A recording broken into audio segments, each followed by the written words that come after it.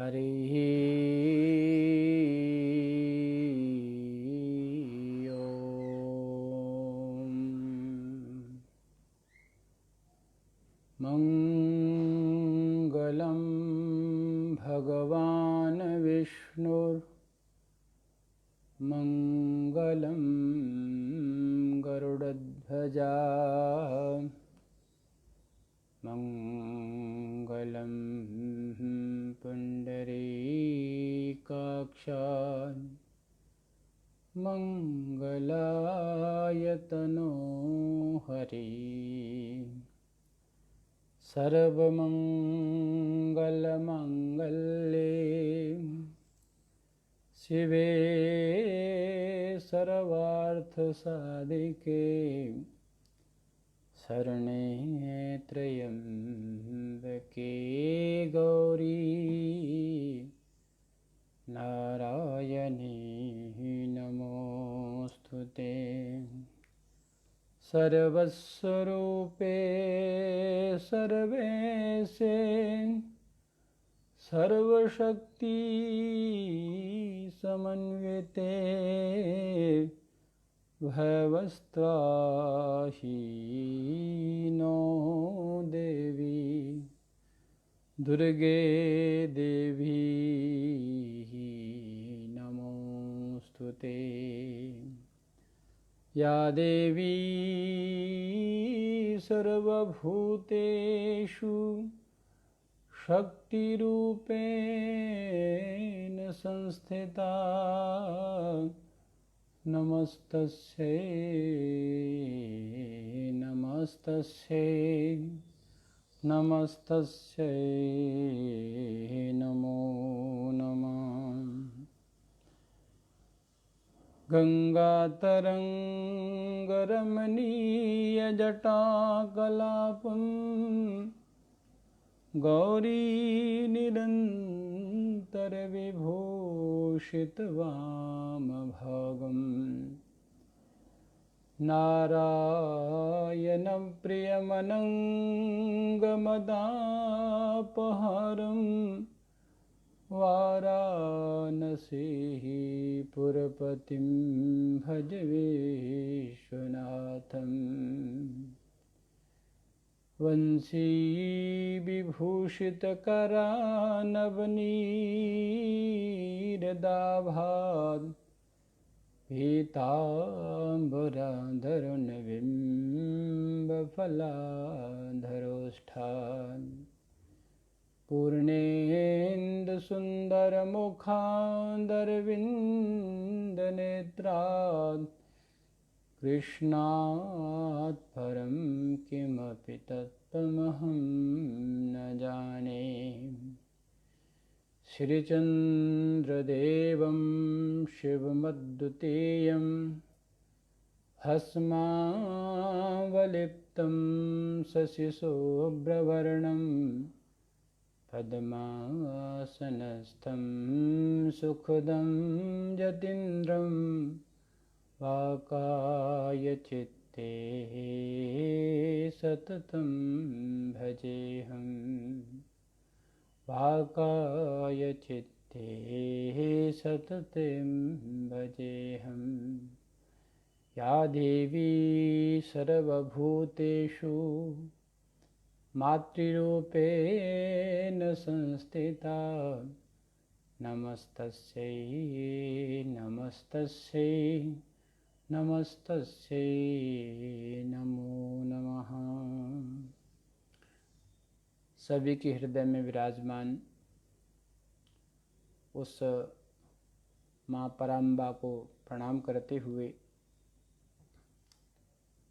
पूज्य सद्गुरुदेव भगवान के चरणों में प्रणाम करते हुए हमारा जो वर्तमान में शक्ति जागरण का कार्यक्रम चल रहा है और सभी लोग माँ भगवती की उपासना में रत हैं और मन से तन से माँ भगवती की उपासना कर रहे हैं। हम लोगों का संकल्प था कि पूज्य सद्गुरुदेव भगवान के द्वारा प्रदत्त उस ब्रह्म विद्या का हम लोग नवरात्र के साथ साथ में थोड़ा सा भगवती की उपासना के क्या क्रम होते हैं और भगवती का रूप कैसा है, भगवती के चरित्र कैसे हैं, उसको श्रवण करने के लिए हमारे परम पूज्य प्रातः स्मरणीय पूज्यपाद वेद दर्शनाचार्य श्री स्वामी गंगेश्वरानंद जी महाराज के द्वारा प्रदत्त एक ग्रंथ लेख और उपदेश और उसमें शक्ति खंड नाम का एक पूरा खंड है, जिसको लेकर के हम लोग चर्चा कर रहे हैं। कल हम लोगों ने बहुत सुंदर माँ भगवती के बारे में जाना था, माँ भगवती की चरित्रों का गुणगान सुना था और माँ भगवती ने जब असुरों का नाश किया तो नाश के साथ साथ में माँ भगवती ने एक वरदान भी दिया था कि कोई भी, मतलब कहने का भाव है कोई भी जब कोई विपदा में होगा, चाहे वो मानव हो देवता हो, जब कोई विपदा में होगा तो अगर मुझे पुकारेगा तो मैं निश्चित उसकी सहायता करूंगी और उसको निश्चित है कि मैं अभय प्रदान करूंगी। और उसके बाद में ये बात कही गई थी कि इस चरित्र को, जिसमें सक्रादि स्तुति का वर्णन आया था, कहते हैं कि माँ ने कहा था कि जो कोई व्यक्ति अष्टमी को, नवमी को, चतुर्दशी को मेरे इस चरित्र का पाठ करता है या सुनता है या किसी के द्वारा करवाता है, उसको किसी प्रकार की कोई आपत्ति नहीं आ सकती, उसके जीवन में कोई भी बाधा नहीं आएगी। ये माँ भगवती का वरदान है। कल हमने इसकी चर्चा आपके सामने की थी और कहते हैं कि तरह तरह की विपत्तियों को, क्योंकि विपत्तियां कई प्रकार की होती हैं, तो माँ कहती है कि हर प्रकार की विपत्तियों में मेरा जो महात्म पढ़ने पर सभी विपत्तियां शांत हो जाती हैं। इस प्रकार देवताओं को और सभी को आश्वासन दे करके माँ अंतर्ध्यान हो गई। देव भी अपने अपने स्थान को लौट चले। ये कल की कथा में हम लोगों ने सुना था। अब ऋषि ने कहा, ऋषि आगे कहने वाले हैं कि हे राजन, इस तरह तरह की जो भी विपत्तियां आती हैं ना, उनका माँ अपने आप से शमन कर देती है, उसको नष्ट कर देती है। इस तरह हमने जो कहानी आपको बताई, राजन, नित्य अजन्मा देवी, जिसका कभी जन्म नहीं होता, नित्य अजन्मा देवी भी अपनी अचिंत्य शक्ति से पुनः पुनः इस धरातल पर अवतार लेकर के जगत का पालन करती है। वो महामाया भगवती इस जगत का पालन करती है और वो माँ भगवती ने ही विश्व को मोह लिया है। वे ही सब विश्व का सृजन करती है।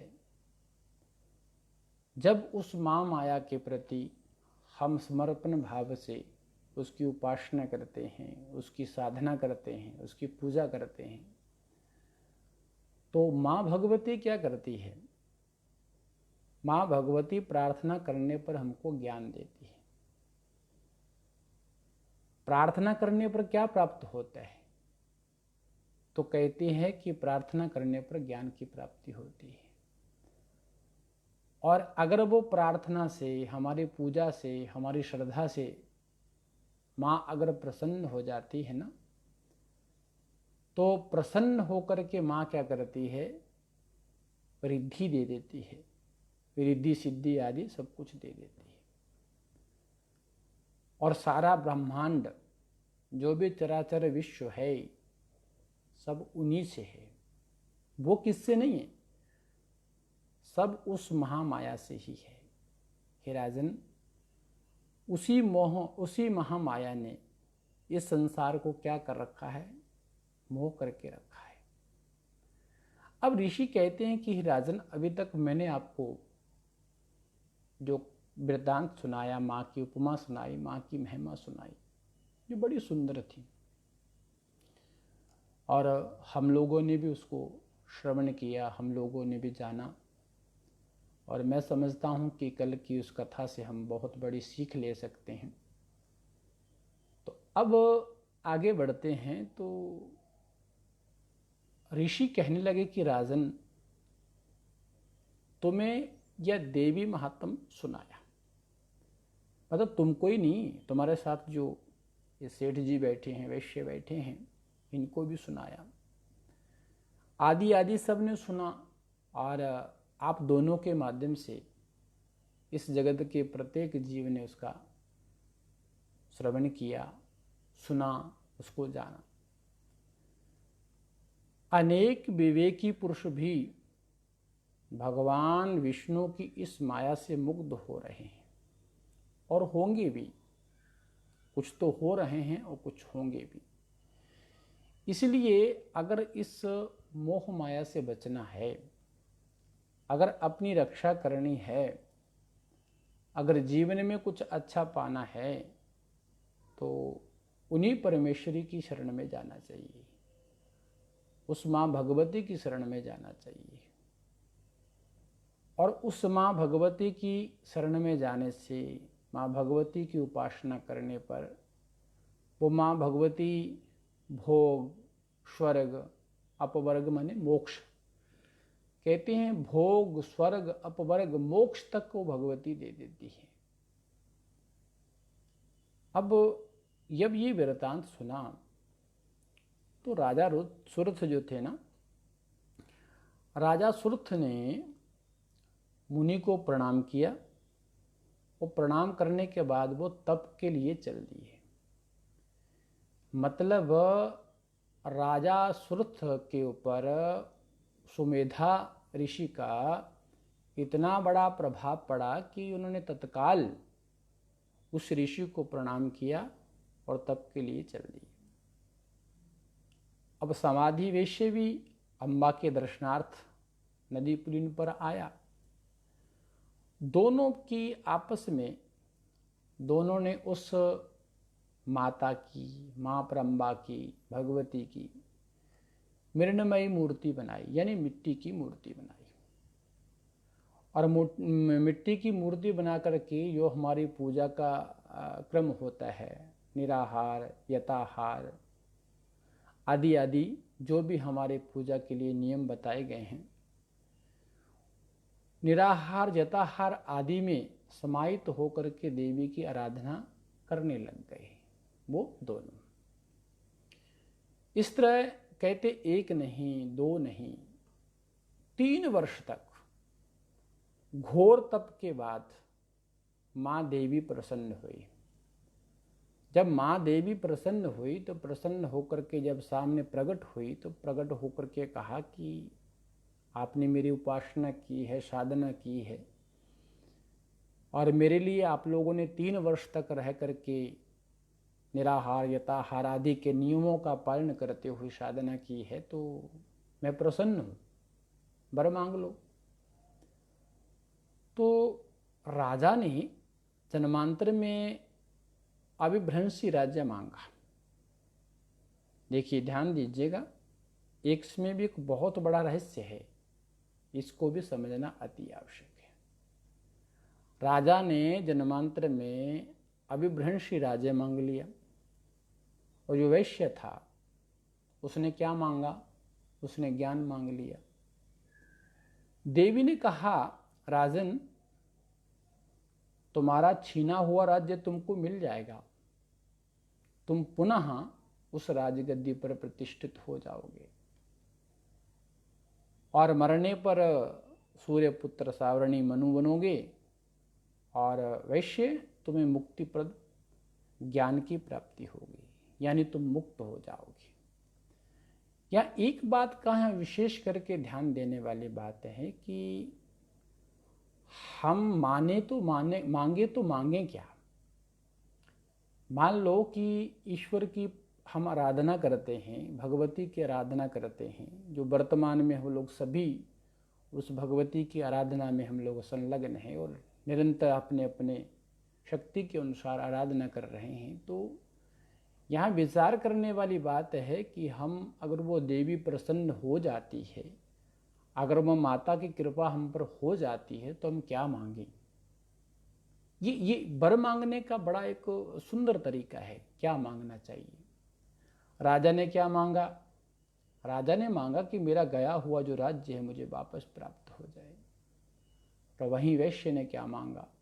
उसने कहा कि मुझे ज्ञान की प्राप्ति हो। तो राजा तो मरने के बाद सूर्यपुत्र सावर्णी मनु बने, और वैश्य था उसका क्या हुआ। उस सेठ जी को ज्ञान की प्राप्ति हुई तो वो मुक्ति पद को प्राप्त हो गई। अब यहाँ पर इस बात को मार्कंडेय मुनि जी कहते हैं कि इतना कह करके देवी क्या होगी, अंतर्ध्यान हो गई। देवी की वर से सुरथ जन्मांतर में सावर्णी मनु बन गए, और इस प्रकार से उन्होंने पुनः अपना राज्य फिर से प्राप्त कर लिया। सज्जनों, ये कथा कहाँ की है। ये कोई मनगढ़ंत बात नहीं है। अगर आप सप्तशती पढ़ते हो, अगर आप भगवती की उपासना करते हो, सप्तशती पढ़ते हो, तो ये बात आपको सप्तशती में मिल जाएगी। तो ये कथा कहाँ की है। ये कथा है सप्तशती की कथा है। बस थोड़ा सा समय दे करके हमको थोड़ा सा उस तरफ ध्यान देना है, पढ़ना है। इससे संबंधित अन्य उपयोगी विचार जो हैं उनको भी आपको सुनना चाहिए, क्योंकि एक तो बात ये है कि हमको ये विचार करना है कि हम करना क्या चाहते हैं और हमारी साधना का मुख्य उद्देश्य क्या होना चाहिए। साधना का मुख्य उद्देश्य क्या होना चाहिए। क्या हम स्वार्थ पूर्ति के लिए हम साधना करते हैं, या फिर हम किसी के नुकसान के लिए साधना करते हैं। कुछ होते ना तंत्र साधना करते हैं कि उसका नुकसान हो जाए, उसका नुकसान हो जाए। तो ये बात बिल्कुल ठीक नहीं है। मुक्ति के लिए या फिर अपने मोक्ष के लिए या फिर ज्ञान की प्राप्ति के लिए साधना करनी चाहिए। अब इस प्रवचन माला को आगे बढ़ाते हुए हम अब चिंतन करना चाहते हैं बीज मंत्र क्या हैं और सप्तशती के जो भाव हैं वो भिन्न भिन्न प्रकार के हैं। यानी बीज मंत्र और सप्तशती के विभिन्न भाग, इन पर हम लोगों का चिंतन अभी प्रारंभ होना है।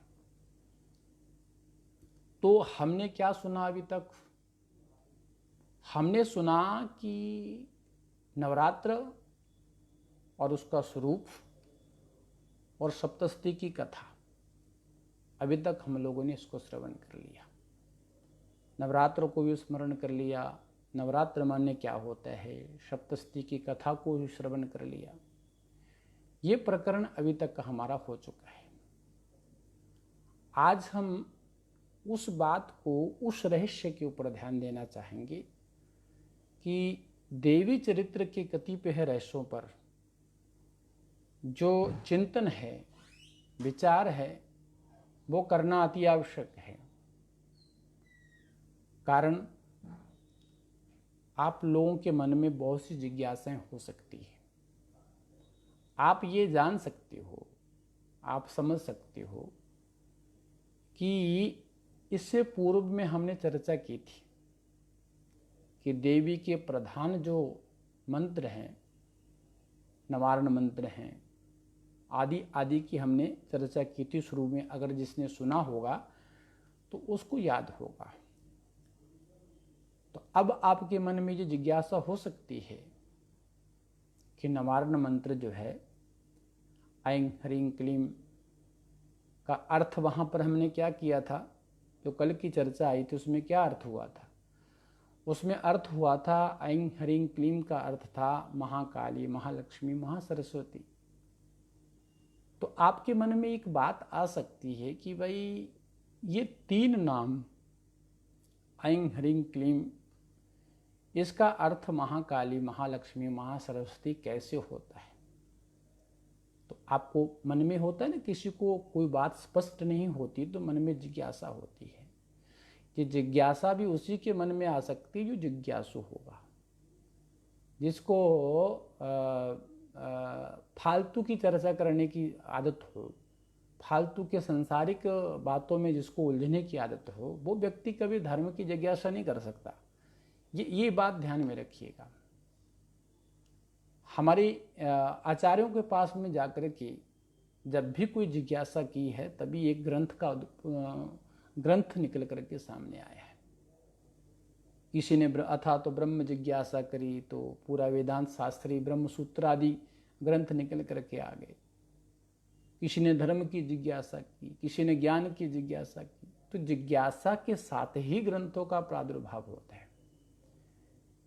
तो अब आपके मन में ये विचार होगा कि ऐं ह्रीं क्लीं जो ये बीज मंत्र है, निवारण मंत्र है, तो इसमें इसका अर्थ हमने किया था महाकाली, महालक्ष्मी, महासरस्वती। तो इनका तीनों का नाम क्यों होता है, इस रहस्य को आपको समझना चाहिए, सुनना चाहिए। बात क्या है कि ये तीन बीज हैं, ऐं ह्रीं क्लीं, ये जो निवारण मंत्र है ना, ये तीन बीज हैं जो उन तीन देवी विग्रहों के वाचक हैं, महाकाली, महालक्ष्मी, महासरस्वती, उनके वाचक हैं। वैसे तो अगर विचार किया जाए, हमारे गुरुजन बताते हैं, हमारे आचार्यगण बताते हैं कि वैसे अगर विचार किया जाए तो मंत्र के शब्द सामान्य लौकिक शब्द नहीं होते, इसको ध्यान में रखिएगा। मंत्र के जो शब्द होते हैं ना, वो सामान्य लौकिक शब्द नहीं होते। तो फिर कौन होते हैं? कहते हैं वो अलौकिक शब्द माने जाते हैं। अलौकिक शब्द माने जाते हैं। कैसे माने जाते हैं? यही कारण है, साधकों की जो प्रक्रिया होती है ना, उसको थोड़ा समझना चाहिए। अलौकिक शब्द माने जाते हैं, लौकिक नहीं होते। यही कारण है कि उनका जप करने पर साधक में, जापक में विलक्षण शक्ति आ जाती है, इसलिए वो अलौकिक है।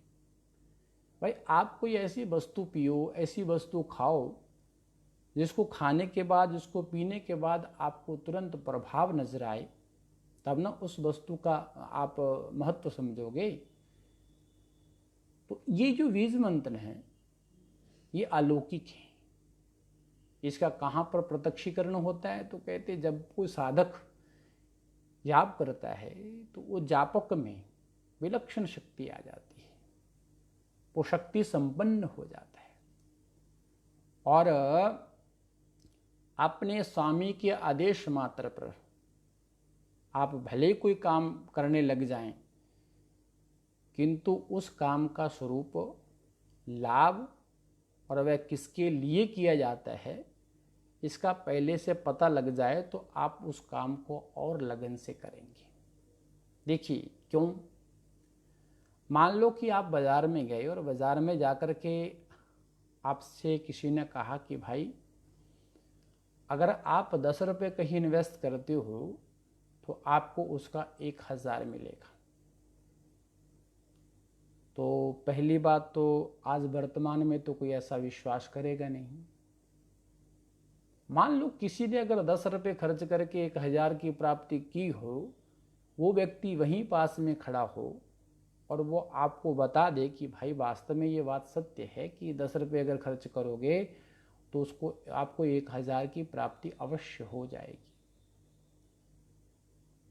तो कहने का भाव क्या है कि आपको पहले से पता लग गया कि यहाँ 10 रुपये खर्च करने के बाद में 1000 मिलता है।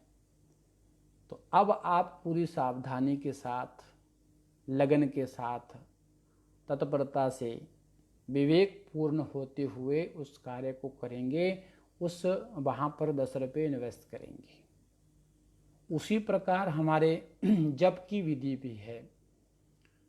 आपको पता है कि यह जप करने से इस लाभ की प्राप्ति होती है, यह पूजा करने से इस लाभ की प्राप्ति होती है, तो निश्चित है जब आपको उस पूजा के बारे में, उस जप के बारे में, उस मंत्र के बारे में पता होगा तो आप बड़ी लगन से, तत्परता के साथ में, विवेक पूर्ण श्रद्धा के साथ में उस कार्य को करेंगे।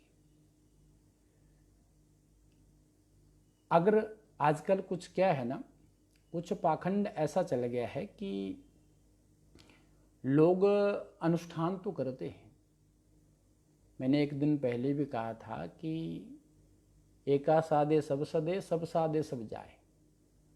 अगर एक चीज़ को लेकर के चलेंगे तो निश्चित है, चाहे वो ग्रंथ हो, चाहे वो साधना हो, चाहे वो अपना बिजनेस हो, कोई भी हो सकता है। अगर एक कार्य को लेकर के आप चलते हैं तो निश्चित है उसमें आपकी सफलता मिलेगी। ये तो सत्य है। अगर आप एक काम को पकड़े, दूसरों को छोड़ दिए, फिर तीसरे को पकड़े, दूसरे को छोड़ दिए, अगर ऐसे ही आप चलते रहेंगे तो ना, तो कहते हैं ना, दुविधा में दोनों गए, माया मिली न राम, फिर कुछ मिलने मिलने वाला नहीं है। बस भटकते रहो, कभी इसके पास, कभी उसके पास, कभी उसके पास, कभी उसके पास। भले आप लोकेशना के चक्कर में लोगों से कह सको कि भाई हमने बहुत कुछ हासिल कर लिया, परंतु कभी आप अपने अंतःकरण में झांक करके देखिए कि मैंने क्या पाया और क्या खोया। ये प्रैक्टिकली बात है, इसको आप प्रैक्टिकल कर सकते हो। ऐसा नहीं कि इसको आप ग्रंथों में पढ़ के सोच समझ सकते हैं, ऐसा नहीं है, आप इसको प्रैक्टिकल भी कर सकते हो। कभी अपने अंदर झांक करके देखना कि मैंने क्या खोया और क्या पाया। अगर थोड़ी सी मेहनत करने से बहुत कुछ मिल जाए तो फिर क्या जरूरत है इतनी मेहनत करने की। इसलिए एक बात को पकड़ के, एक को पकड़ के चलोगे तो निश्चित है उसमें आपको सफलता मिलेगी। इसी तरह यद्यपि मंत्र इष्ट देव से अभिन्न माना गया है, मंत्र इष्ट देव से अभिन्न माना गया है, फिर भी वह देवता के स्वरूप का कुछ तो बोध कराता ही है। देवता के स्वरूप का कुछ तो बोध कराता है, उसका किसी न किसी वस्तु में संकेत होता ही है। इसको ध्यान पूर्वक सुनिएगा। और वह साधक को एक विशेष लक्ष्य का निर्देश भी करता है। ध्यान दीजिएगा, अगर आप करत करत अभ्यास ते जड़मति हुए सुजान, अगर आप निरंतर किसी जाप को करते हैं, निरंतर किसी साधना में लगे रहते हैं, या निरंतर किसी स्वाध्याय में लगे रहते हैं, तो आपको, ऐसे हमारे संत महापुरुष कहते हैं ना कि भाई इष्ट आपका रास्ता अपने। यदि साधक को उसका कुछ आभास मिल जाए तो साधना पथ पर अग्रसर होने में उसे बड़ी सहायता मिलती है। इसलिए हमारे यहाँ कहा गया है ना कि जब भी साधना करनी हो या किसी अनुष्ठान में बैठना हो तो गुरु की आज्ञा लेकर के बैठना चाहिए। क्यों? क्योंकि बिना गुरु के कोई भी साधना सफल नहीं होती।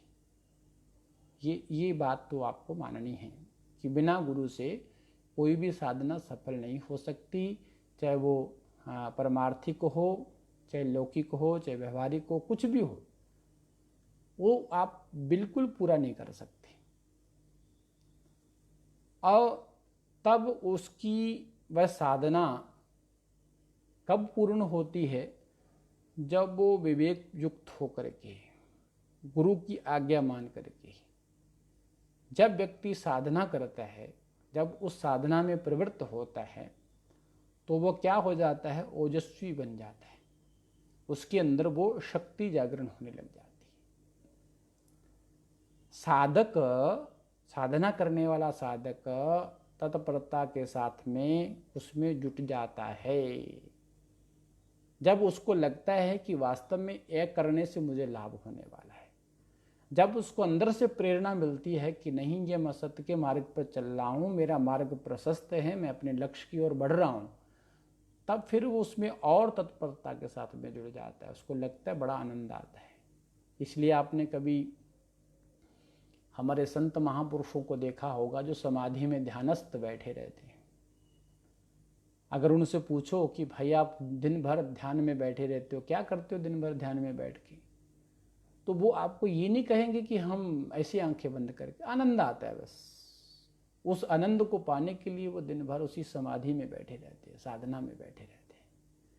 क्योंकि फिर जब एक चीज़ का ध्यान रख लेना, जब आपको उसकी लगन लग जाती है ना, तो फिर उसकी लगन लगने के बाद फिर संसार की बातें आपको बिल्कुल अच्छी लगने वाली नहीं है। तो ये उसी साधक के लिए कहा जाता है कि जिसको ये अंदर से अपने लक्ष्य की ओर प्रेरित हो जाता है माँ भगवती की कृपा से, गुरुदेव की कृपा से, फिर वो अपनी तत्परता के साथ में उसके साथ जुड़ जाता है, फिर उसको दूसरा कुछ अच्छा नहीं लगता। आलस्य, विक्षेप आदि की बाधाएं भी अपेक्षाकृत कम हो जाती हैं। साधक के लिए देखो कितनी सुंदर बात कही है। अगर आप साधना में रत हो जाते हैं तो आलस्य आदि जितने भी विक्षेप डालने वाली आपके साधना में जो विघ्न आते हैं, वो बाधाएं अपेक्षाकृत बहुत कम हो जाती हैं। यही कारण है कि कल हम लोगों ने नवारण मंत्र का नैरुक्त प्रक्रिया से अर्थ लगाने का प्रयत्न किया था, कल चर्चा हुई थी। तो हम सब जानते हैं, देखो एक बात आपसे और करनी है मुझे, हम सब जानते हैं कि ये जितने भी मंत्र होते हैं ना, ये मंत्र अत्यंत गोपनीय होते हैं। ठीक है, मंत्र अत्यंत गोपनीय होते हैं और गुरु दीक्षा में ही ये प्राप्त होते हैं, गुरु परंपरा से प्राप्त होते हैं। ये तो सत्य बात है। क्यों? क्योंकि मंत्र के शब्द पर अगर थोड़ा सा ध्यान देंगे हम लोग, मंत्र के शब्दार्थ पर थोड़ा सा ध्यान देंगे, तो मंत्र का शब्दार्थ ही इस बात को बताता है कि यह अत्यंत गोपनीय है, इसको ऐसे चलते फिरते किसी को नहीं देना चाहिए। पर एक बात और भी है, साधक के लिए उसका इतना गोपनीय रहना भी आवश्यक नहीं। दोनों बातें, जो अनाधिकारी हैं, जिसको अधिकार नहीं है इसका, उसके लिए क्या ही गोपनीय है, उसको तो बिल्कुल इसकी चर्चा भी नहीं करनी चाहिए उसके सामने।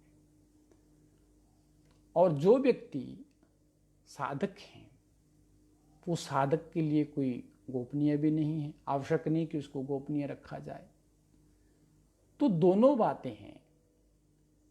तो उसको, जो साधक हैं, उसको उसके अर्थ से भी अवगत होना चाहिए। यही कारण है कि हमारे योग दर्शन आदि में बड़े सुंदर ढंग से इस बात को रखा गया है। क्या करोगे, मैं बार बार इसलिए कहता हूँ कि हमारे पास तो भाई अपने धार्मिक ग्रंथों को पढ़ने का समय ही नहीं है। आजकल लोग कहाँ पढ़ते हैं? थोड़ा सा पढ़ोगे, थोड़ा सा शास्त्रों में जाओगे, तब ना समझ में आएगी ये बातें कि हमको क्या करना है, क्या नहीं करना है। अब देखिए, यही कारण है कि योग दर्शनकार उन्होंने जप शब्द का अर्थ किया है। क्या अर्थ किया है? ध्यान दीजिएगा। जप शब्द का योग दर्शनकार ने अर्थ कहते हुए कहा है, तज्जप तद अर्थ भावनम, ऐसे करके लिखा है 1:28 में। इसको आप देखिएगा। तज्जपस्तद दर्शनार्थम, मतलब अर्थात उस शब्द राशि के अर्थ की भावना ही उसका वास्तविक जप है। ध्यान दीजिएगा, शब्द राशि के अर्थ की भावना करना ही वास्तविक जप कहलाता है। और इसका फल आगे क्या बताया है, उसी में आगे चलेंगे तो उसका फल बताया है, स्वाध्यायादि इष्ट देवता संप्रयोगा। क्या कहा? स्वाध्यायादि इष्ट देवता संप्रयोग, अर्थात अर्थ भावनात्मक मंत्र जप से इष्ट देव का साक्षात्कार हो जाता है। ये योग दर्शन में आप पढ़ सकते हो। जब ऐसी बात है तो इन बीज मंत्रों का भी अर्थ है, ये स्पष्ट हो जाता है कि इन बीज मंत्रों का भी कोई ना कोई अर्थ अवश्य होगा।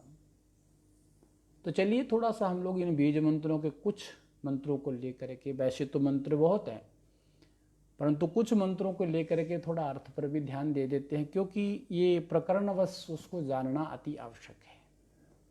अगर नहीं जानेंगे तो फिर थोड़ा सा हम कहीं ना कहीं उस साधना पथ से अलग रहेंगे। तो थोड़ा सा जानने के लिए हम लोग कुछ बीज मंत्रों को लेते हैं। जैसे होम, होम आता है, यह प्रसाद बीज है। क्या है? प्रसाद बीज है। इसमें कितने अंश हैं? इसमें 3 अंश हैं। कौन कौन से हैं? हकार है, औकार है और बिंदु है। जिसका क्रमशः अर्थ अगर लगाओगे तो हा का अर्थ है शिव, और ओ का अर्थ है सदाशिव, और बिंदु का अर्थ है दुख हरण। इसको बोलेंगे कैसे? होम। क्या बोलेंगे? होम। हकार, औकार और बिंदु, तो इसका क्रमशः अर्थ है शिव, सदाशिव और दुख हरण। ये शब्दार्थ निकल करके सामने आते हैं। तो पूरे बीज का तात्पर्य हुआ कि शिव और सदाशिव की कृपा से मेरे समस्त दुख दूर हो जाएं, ये प्रार्थना हो गई। अब एक मंत्र और भी है जिसको हम लोग थोड़ा सा और तरीके से जानते हैं। कैसे? जैसे कहा दुम दा ऊ, दुम दा ऊ, दीर्घ उकार करना है यहाँ पर। अब देखिए इसमें कितने अंश हैं? 3 अंश हैं। इस 3 अंश का ये बीज है, जिसके अर्थ हैं दुर्गा रक्षण करो, अर्थात दुर्गा देवी मेरी रक्षा करो। दुम दा ऊ, इसमें दा है, फिर बिंदी है, फिर ऊ है। ठीक है? तो इसका अर्थ क्या होगा? इसका अर्थ होगा कि हे दुर्गा देवी आप मेरी रक्षा करो। अब एक और ले लेते हैं, तो जिसमें कहा गया है क्रीम। क्या गया? क्रीम। का है, का माने काली, रा माने ब्रह्म, ई माने महामाया।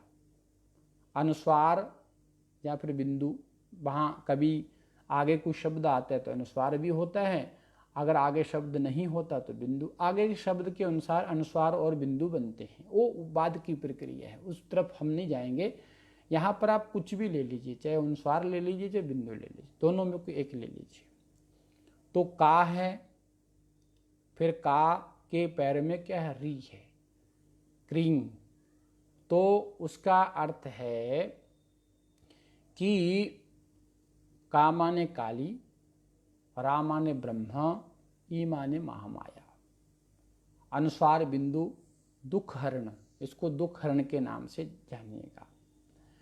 इसमें एक नाद या ध्वनि भी रहती है, जिसका अर्थ है विश्व माता, जिसका अर्थ है विश्व माता। इस प्रकार इस काली बीज का अर्थ हुआ ब्रह्म स्वरूपा विश्व माता महामाया काली मेरे दुख को दूर करो। ये इस बीज मंत्र का अर्थ है।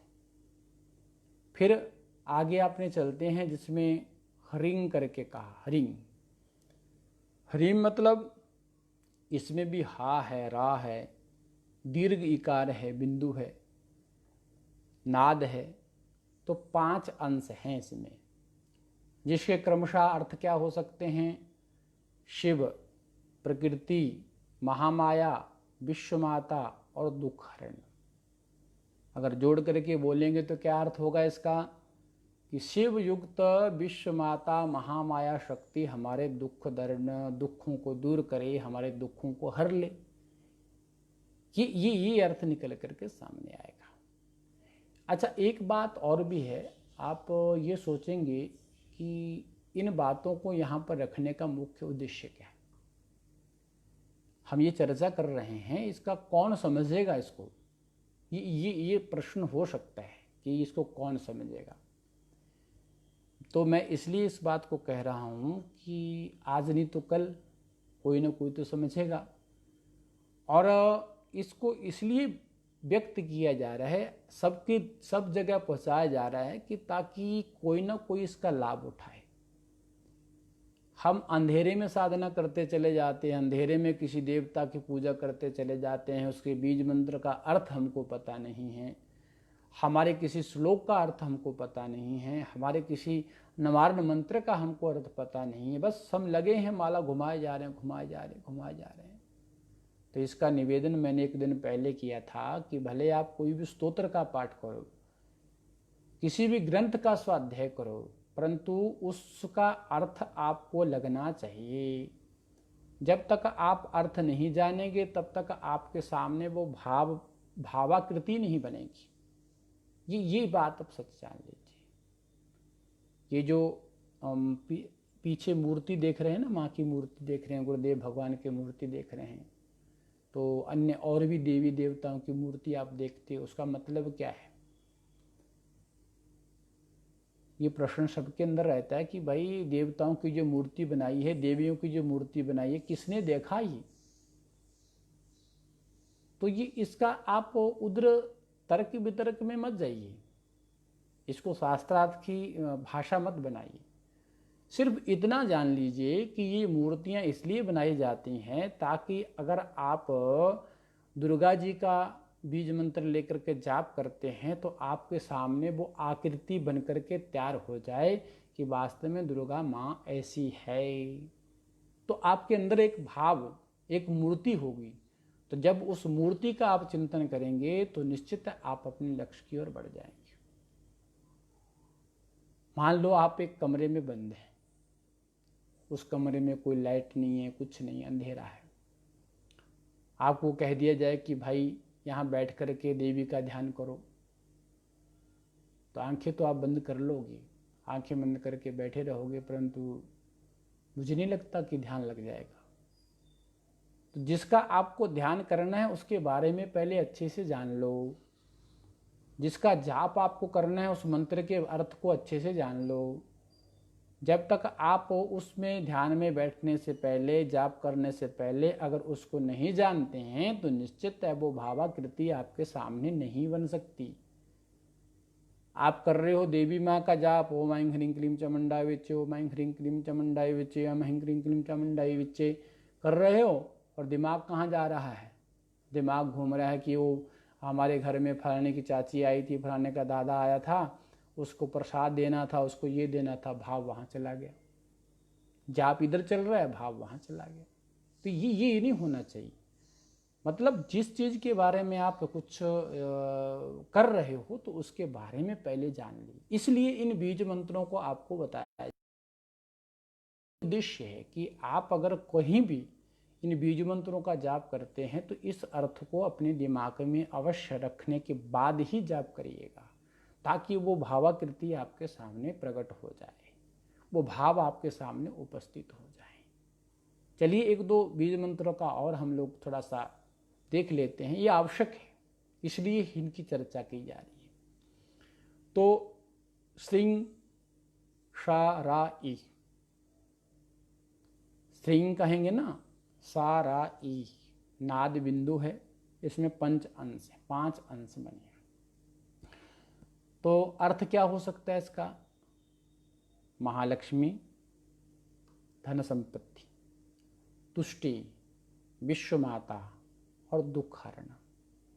यानी कि धन संपत्ति तथा तुष्टि पुष्टि की अधिष्ठात्री माता लक्ष्मी मेरे दुख दूर करे, ये इस बीज मंत्र का अर्थ है। अब लोग कहते तो हैं ऐं ह्रीं श्रीं, ऐं ह्रीं श्रीं, ऐं ह्रीं श्रीं, ऐं ह्रीं श्रीं, ऐं ह्रीं श्रीं करते हैं, उनको पता ही नहीं है मंत्र किसका है, बीज मंत्र किसका है, जाप किसका करना है, क्या इसका अर्थ है, कोई मतलब नहीं। बस लगे माला घुमाए यार, और वो गिनती रखेंगे। पता है कोई कुछ रखता है, कोई कुछ रखता है गिनने के लिए। तो बाहर जब उठेंगे थके मारे, आज तो मैंने 11,000 जाप कर डाला। अरे भाई, तूने 11,000 जाप तो कर डाला, परंतु उस मंत्र के अर्थ का भी पता है कि उसका भाव क्या बनता है, ये पता है? इसलिए हमारे यहाँ इस पद्धति को, इस साधना पद्धति को गुरुमुख कहा गया है। गुरु के निर्देशन में साधना करनी चाहिए, ऐसा हमारे यहाँ शास्त्रों में निर्देश है। क्यों निर्देश है? ताकि वो गुरु इस शक्ति को आपके सामने, इस अर्थ को आपके सामने रखते हैं और आपके भाव बनाते हैं, आपके अंतःकरण में वो मूर्ति को प्रकट करते हैं, तब जाकर के आपका भाव बनता है और साधना में आप सफल हो जाते हो। किसी ने पुस्तक पढ़ ली, पुस्तक पढ़ करके उसमें लिखा है कि भाई पीपल के नीचे दीपक जलाने से ये सुख की प्राप्ति होती है। आप चले गए उनको पुस्तक में देख करके, पीपल के नीचे, भाई पीपल के नीचे दीपक क्यों जलाना चाहिए, पीपल का रहस्य क्या है, उसके नीचे का दीपक जलाने से क्या लाभ होता है, ये तो जानो पहले। इसका तो पता ही नहीं और कहीं पुस्तक में देख लिया, चल दिए उठा करके, कुछ फायदा हुआ नहीं, बस चले आए वापस। ये मूर्खता का परिचय है। सॉरी, मुझे माफ़ करना, मैं इसलिए कह रहा हूँ ये मूर्खता का परिचय है। इसलिए जो भी साधना करनी हो वो गुरुमुख से होकर के ही करनी चाहिए और प्रत्येक मंत्र का, प्रत्येक बीज मंत्र का अर्थ जानते हुए करनी चाहिए, तब जा कर के आपको वो साधना का फल मिलेगा। अब देखिए, ऐंग है ना, ऐंग, ऐंग ये सरस्वती का बीज मंत्र है, ठीक है। इसमें 2 अंश हैं, आई और बिंदु है। तो आई का अर्थ क्या है? सरस्वती। और बिंदु का अर्थ क्या है? दुखनाशक। अब लोग बहुत करते हैं, आइंग आइंग आइंग आइंग करते हैं। लोगों ने, किसी ने कह दिया, पुस्तक में देख लिया कि आइंग जो है ना वो सरस्वती का बीज मंत्र है बस। पर उसमें ये नहीं पता कि आई किसके लिए है और बिंदु किसके लिए है, इस भाव को तो पता नहीं। तो यह सरस्वती जी का बीज मंत्र है और आई माने का, आई का अर्थ होता है सरस्वती और बिंदु का अर्थ होता है दुख नाशक। तो भाव क्या निकलेगा? भाव यही निकलेगा कि सरस्वती हमारे दुख दूर करे। अब उसके बाद में आता है क्लिंग। यह कृष्ण बीज है। यह क्या है? कृष्ण बीज, या फिर इसको एक नाम और भी दिया जाता है, काम बीज भी कहा जाता है। कृष्ण बीज भी कहा जाता है, काम बीज भी कहा जाता है। इसमें का, ला, ई और बिंदु।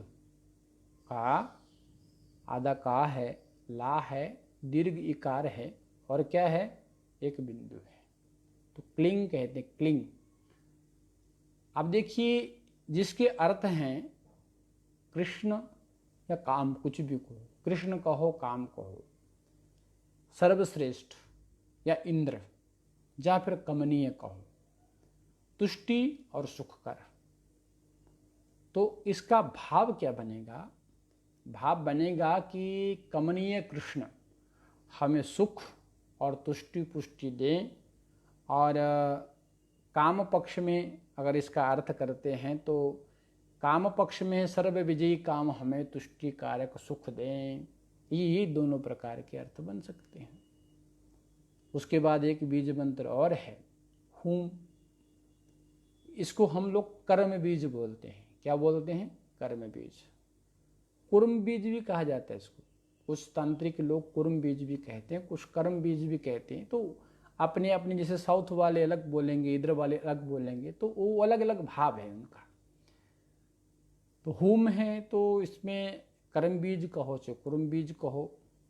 इसमें हा, ऊ, नाद, बिंदु है और 4 अंश है। ये जो नाद कहा जाता है ना, इसको समझो। वेद में जो वेद पढ़ते हैं ना, वेद जो वैदिक होते हैं हमारे, तो वो स्वर लगाते हैं। क्या लगाते हैं? स्वर लगाते हैं।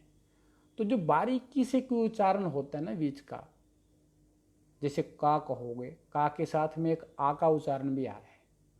का और आ दोनों संयुक्त हैं। आपको लगता है हम का उच्चारण कर रहे हैं। का और आ, जो आ निकल करके आया ना बीच में, एक स्वर जो बीच में आ रहा है, यहाँ पर उसी को नाद कहा जा रहा है। क्या कहा जा रहा है? नाद कहा जा रहा है। तो ध्यान दीजिए, अब क्या कहा कि इसमें कितने अंश बताया आपको? 4। ठीक है, तो उसके अर्थ क्या है? शंकर है, भैरव है, सर्वोत्कृष्ट और दुख नाशक, अर्थात सर्वोत्कृष्ट असुरों के लिए भयंकर शिव हमारे दुख को दूर करे। इस हूं का ये भाव है। और गंग कहने से क्या है? इसमें गा और बिंदु 2 अंश हैं। गा का अर्थ है गणेश और बिंदु का अर्थ है दुख नाशक। जहाँ जहाँ बिंदु आए वहाँ पर ये समझना कि इसका अर्थ दुख नाशक ही होगा। जहाँ जहाँ बिंदु आए उसका अर्थ दुख नाशक ही होगा। तो तात्पर्य क्या है कि गणेश जी हमारे दुखों का नाश करें।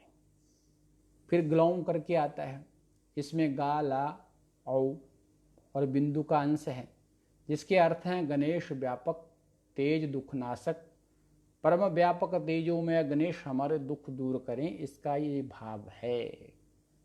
फिर क्षौम करके आता, क्षौम, इसमें क्षा, रा, ओ, बिंदु है, 4 अंश है, जिसके अर्थ हैं नरसिंह, ब्रह्म, ऊर्ध्वदंत और दुख नाशक, अर्थात ब्रह्म स्वरूप नरसिंह भगवान हमारे दुख हरें, दुखों से रक्षा करें। यह नरसिंह जी का बीज मंत्र है क्षौम। किसी किसी को तो समझ में आ रही होगी ये बात, पर किसी के लिए बड़ी नई बात है। नए लोग भी अगर सुन लेंगे तो उनको भी बहुत अच्छे से समझ में आ जाएगा। इसलिए सुनोगे तब भी समझ में आएगा। पर क्या कहोगे, आजकल तो लोगों को कुछ और सुनने से फुर्सत नहीं है, तो ये चीज़ें कहाँ सुनेंगे। पर कोई बात नहीं, स्वांता सुख आए तुलसी रघुनाथ गाथा। हम तो अपने स्वांता सुख के लिए ही इसका, पूज्य गुरुदेव भगवान के प्रवचनों का अपने मुख को पवित्र, वाणी को पवित्र करने के लिए उच्चारण कर रहे हैं। तो चलिए आगे बढ़ते हैं कि अब स्ट्रिंग, यह बधु बीज कहलाता है। क्या कहता है? बधु बीज। इसमें शा अंश है, ता, सा, ता, रा, ई नाद बिंदु है। तो अर्थ होगा दुर्गोतारण तारक मुक्ति महामाया विश्व माता दुख नाशक, अर्थात दुर्गोतारणी मुक्ति रूपा विश्व माता महामाया हमें दुखों से हमारी रक्षा करे। ये बीज मंत्रों का अर्थ है, इनको जानना चाहिए। अब कितने बीज मंत्रों की चर्चा करेंगे, वो तो बहुत हैं।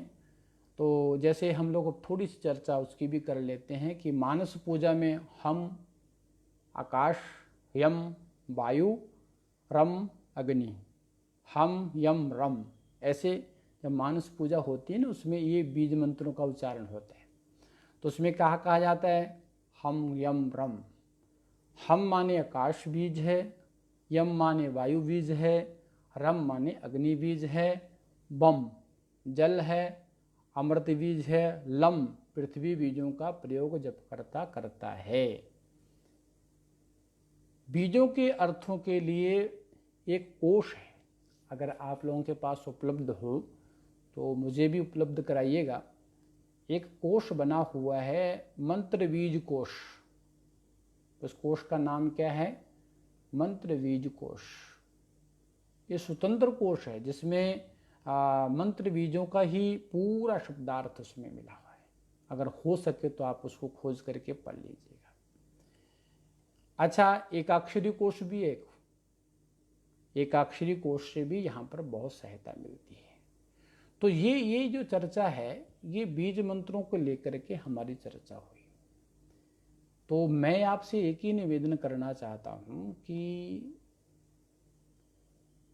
हम कोई भी साधना करें, किसी भी प्रकार की साधना करें, उस साधना के बारे में हमको जानकारी अवश्य होनी चाहिए। बिना विचारे जो करे सो पाछे पछताए। इसलिए कभी कभी लोग साधना करते करते पागल हो जाते हैं। क्यों हो जाते हैं भाई? क्योंकि उन्होंने गुरु परंपरा से उस विद्या को ग्रहण नहीं किया, सिर्फ पुस्तक से देखा और शुरू कर दिया, तो उनके लिए सफल नहीं हो पाती। तो कोई भी साधना अगर आप करें तो सर्वप्रथम एक गुरु की आवश्यकता अवश्य होती है। तो आज के प्रकरण में हमारा ये इतना ही है, क्योंकि कल को हम लोग चर्चा करने वाले हैं, वो चर्चा होगी ऐं ह्रीं क्लीं चामुंडाय विच्चे, जो हमारी शुरुआत में चर्चा प्रारंभ की थी कि इनका अर्थ जो है महाकाली, महालक्ष्मी, महासरस्वती है। तो कल हम इस पर चिंतन करेंगे। तो आज इतना ही कहते मैं अपनी वाणी को पूज्य गुरुदेव भगवान के चरणों में समर्पित करते हुए आपकी मंगल कामना करता हूँ। आप स्वस्थ रहें, अच्छे रहें, माँ भगवती की उपासना करते रहें, और यही जीवन का सार है। बाकी तो पल भर का जीवन है, पता नहीं कहाँ किस समय किस मोड़ पर क्योंकि चल रहे, क्योंकि सभी तो मुसाफिर हैं, तो इसलिए पता नहीं कब किसकी यात्रा समाप्त हो जाए। तो बस उद्देश्य एक ही रहना चाहिए कि हमारी जो भक्ति है माँ के चरणों में समर्पित होती रहे। इतना कहते मैं अपनी वाणी को पूज्य माता श्री के चरणों में निवेदित करते हुए अपनी वाणी को विराम। हरिओम तत्सत, हरिओम तत्सत। शुभ रात्रि। आप माँ की साधना करें। ओम।